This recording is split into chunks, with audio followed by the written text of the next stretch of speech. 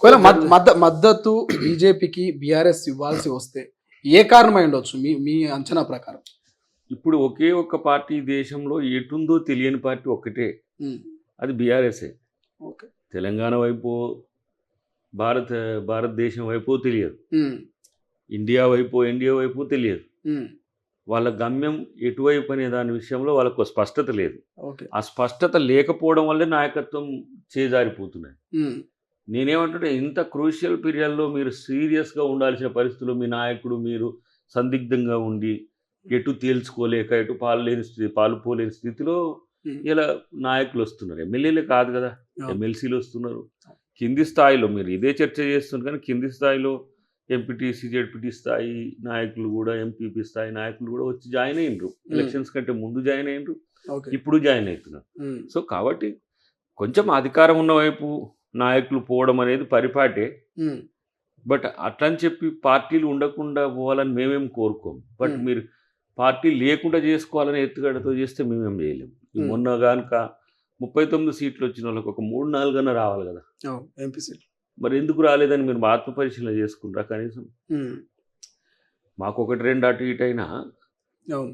BJP కోసం మీరు నష్టపోయి కష్టపడి ఓడిపోతురు. ఉమ్, అట్లనే బీజేపీ కొరకు మీరు రాజకీయంగా మీరు నష్టపోండి, బీజేపీని సంతృప్తిపరచడానికి ఆ ప్లేస్లకు రావాలని బీజేపీ చూస్తున్నది. ఉమ్, మీరు కూడా అట్లనే నటిస్తున్నారు. ఉమ్. ఏదో కొట్లాడతాం కానీ మీరు మాత్రం మమ్మల్ని చూసుకోండి సార్ అన్నట్టు కనపడుతుంది నాకైతే. అంటే చూడు, నేను ఎంత మేరకు కరెక్ట్ అనేది రేపు తెలవాలి. ఇప్పుడు ఈ నిన్న మొన్న బీజేపీ నాయకులు సంజయ్ గారు, అరవింద్ గారు ఓ మాట అన్నట్టున్నారు, హరీష్ రావు కూడా వచ్చే అవకాశం ఉంటుంది బీజేపీలో కానీ. సో ఇది ఎంతవరకు వాస్తవం? ఇది ఉత్త కాంగ్రెస్ ఏమైనా ప్రచారం చేస్తున్నదా, బీజేపీ ప్రచారం చేసుకుంటున్నదా, లేకపోతే ఎట్లా అంటారు? ఇది ఎత్తుగడల్లో భాగంగా ఏ రాజకీయ పక్షమైనా ఊహాజనితంగా కొన్ని కామెంట్స్ చేస్తాయి. కదలికలు, తర్వాత పరిస్థితులు, కొన్ని అంశాల పరిశీలన తర్వాత ఒక ఆలోచనకు వస్తాయి. ఓకే.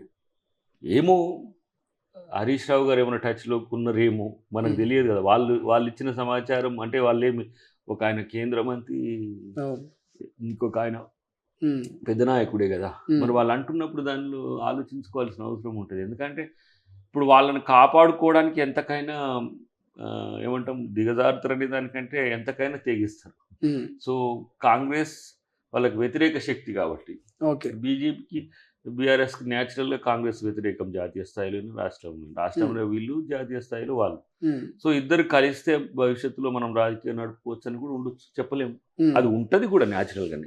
బట్ చూడాలి ఏం జరుగుతుంది. కానీ దయాకర్ గారు, ప్రధానంగా మీ పార్టీ కోసము కష్టపడి జెండా మోసినటువంటి కార్యకర్తలు ఇవాళ బాధపడుతున్నారు. మొన్నటిదాకా మీరు అవినీతి పరులు, దొంగలు, లంగలు అన్నటువంటి వాళ్ళంతా కూడా వాళ్ళందరినీ అవినీతి పరులు తెచ్చి కాంగ్రెస్లో డంపు చేస్తూ ఇక్కడ నిజమైన కార్యకర్తలకు, నిజమైన నాయకులకు ఇవాళ అన్యాయం జరుగుతున్నది అనేది వాస్తవమా కాదా? అది ముఖ్యమంత్రి గారు దాని విషయంలో జాగ్రత్తలు తీసుకుంటాడు. At the same time party అధికారము అనేది లక్ష్యం కాదు. పార్టీ భవిష్యత్తు కూడా ఏంటంటే, హైదరాబాద్ లాంటి ప్రాంతంలో ఒక 10 సంవత్సరాల నుంచి పార్టీనే లేకుండా చేసిండ్రు. ఉత్తర తెలంగాణలో అఫ్కోర్స్ కొంత తక్కువ ఉంటుంది పార్టీ, అక్కడ కూడా ఇప్పుడు బలపడుతున్నది. బలపడకుండా కూడా చేసిండ్రు కుట్రలు. మొన్న కూడా ఎమ్మెల్యే ఎలక్షన్స్ అప్పుడు చూసినాం. సో పార్టీని మొత్తం ఈ 3 ప్రాంతాల్లో, ముఖ్యంగా సౌత్, నార్త్, సెంట్రల్ తెలంగాణలో బలంగా చేసుకోవాల్సిన అవసరం ఉంది రేపటి కోసం. దాని విషయంలో మరీ మేము కూడా కిందికి దిగి ఏమీ విలువలు లేకుండా ఉండదు, కానీ డెఫినెట్గా ఒక మంచి నాయకత్వాన్ని, ఇప్పుడు కేకే గారైనా కాంగ్రెస్ పార్టీ నుంచి పోయినాయని, దానం నాగేంద్ర గారు కూడా కాంగ్రెస్ నుంచి, చాలామంది కాంగ్రెస్ నుంచి పోయిన వాళ్ళు గారు వాపసు, ఇప్పుడు భాను ప్రసాద్ గారు కూడా అప్పుడు కాంగ్రెస్ నాయకుడే.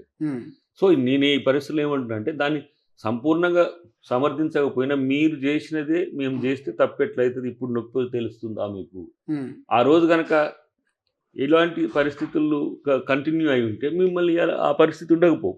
కానీ నేను చేస్తా, నువ్వు చేయొద్దు, మళ్ళీ ఆట వస్తే మళ్ళీ కూలుస్తారట ఆయన. మళ్ళీ ఆ 39 సీట్లతో మరి మీరెట్లా అధికారంలోకి వస్తారని చెప్తే మీరే నష్టం చేసుకుంటారు. ఇదంతా కూడా తెలియని కథ ఏం కాదు. సో బీజేపీ 10 రాష్ట్రాల్లో ఏం చేసిందో తెలుసు కాబట్టి కొంత మీరు అన్నట్టు ముందు జాగ్రత్త ఉంటుంది. At the same time safe side ఉండాలి కదా ఎప్పటికి కూడా. ఆట ఆడేటప్పుడు సేఫ్ సైడ్ చూసుకుంటుంది.